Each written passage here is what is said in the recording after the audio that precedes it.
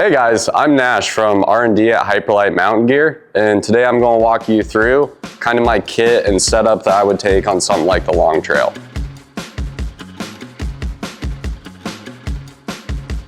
We got my pack all unloaded here, and I'll start with my sleep system. I use a 20-degree quilt with the quilt attachment straps. The reason for that being is I just like to kind of prevent draft from coming around my pad, and I'm a tosser. And then I got my sleeping pad right here and folded up into that.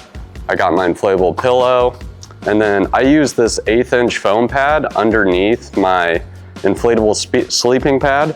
That's just for a little bit of extra protection from all the prickly stuff that's in the woods. I also got my extra sleep clothes. I got a fleece, some thermal leggings, extra pair of socks, and then I got my synthetic down jacket.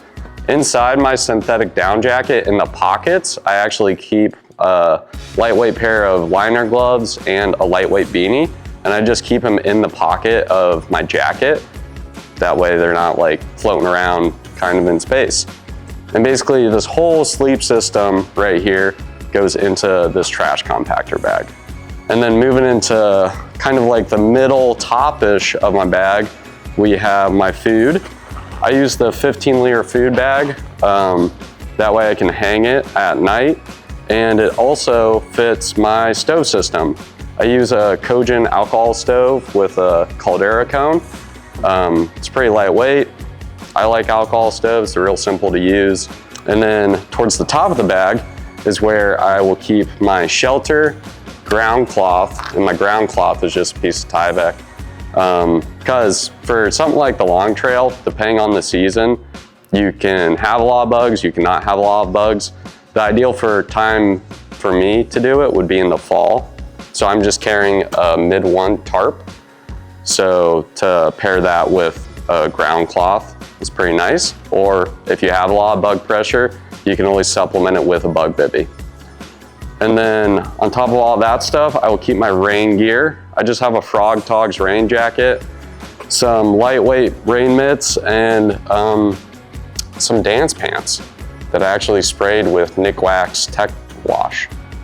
Don't know if it actually works that well, but it is a nice wind pant. And for some of the mountains and stuff like that, like Camel's Hump or Mansfield, you can always have weather up there. So it's good to have extra layers. And then over here, got my 1-liter Zippy.